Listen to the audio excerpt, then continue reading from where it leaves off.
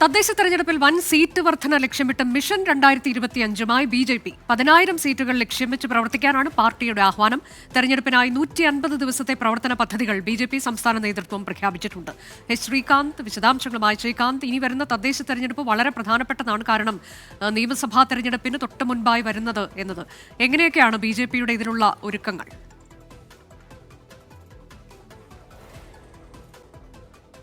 നിയമസഭാ തെരഞ്ഞെടുപ്പിന് തൊട്ടു മുൻപുള്ള തെരഞ്ഞെടുപ്പ് എന്നതിനൊപ്പം തന്നെ രാജീവ് ചന്ദ്രശേഖർ പ്രസിഡന്റ് ആയതിനു ശേഷം ബി.ജെ.പി നേരിടാൻ പോകുന്ന അഗ്നിപരീക്ഷ എന്ന് വേണമെങ്കിൽ ഇതിനെ പറയാം.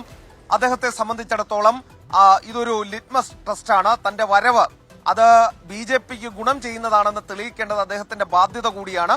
അതിനാൽ ശക്തമായ പ്രചാരണ പരിപാടികളുമായി ബി.ജെ.പി മുന്നോട്ടിറങ്ങുകയാണ്. മിഷൻ 2025 പ്രഖ്യാപിച്ച 10 ഇരട്ടി സീറ്റ് വർധനയാണ് കഴിഞ്ഞ തവണത്തേതിൽ നിന്നും തദ്ദേശ തെരഞ്ഞെടുപ്പിൽ ബി.ജെ.പി ലക്ഷ്യമിടുന്നത്.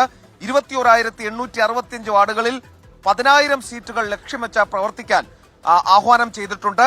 കഴിഞ്ഞ തവണ 1,600 സീറ്റുകളാണ് ബി.ജെ.പിക്ക് ലഭിച്ചിരുന്നത്. തെരഞ്ഞെടുപ്പിനായി 150 ദിവസത്തെ പ്രവർത്തന പദ്ധതികൾ പ്രഖ്യാപിച്ചിട്ടുണ്ട്.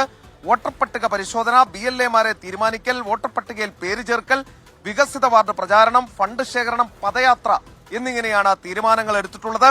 മോദി സർക്കാരിന്റെ വിവിധ പദ്ധതികളുടെ ഗുണഭോക്താക്കളെ ചേർത്ത് അവർക്കിടയിൽ പ്രചരണം നടത്തുന്നതിന് മൊബൈൽ ആപ്ലിക്കേഷൻ സംസ്ഥാന നേതൃത്വം തയ്യാറാക്കിയിട്ടുണ്ട്. ഈ അധ്യക്ഷന്റെ പ്രത്യേക പ്രോജക്റ്റാണത്.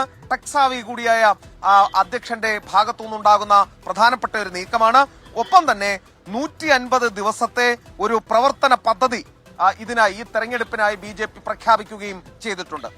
ശരി, തദ്ദേശ തെരഞ്ഞെടുപ്പിനെ ലക്ഷ്യമിട്ടാണ് മിഷൻ 2025 എന്ന പദ്ധതിയുമായി ബി.ജെ.പി മുന്നോട്ട് പോകുന്നത്. വിപുലമായ പരിപാടികളിലേക്ക് ബി.ജെ.പി കടക്കുകയാണ്.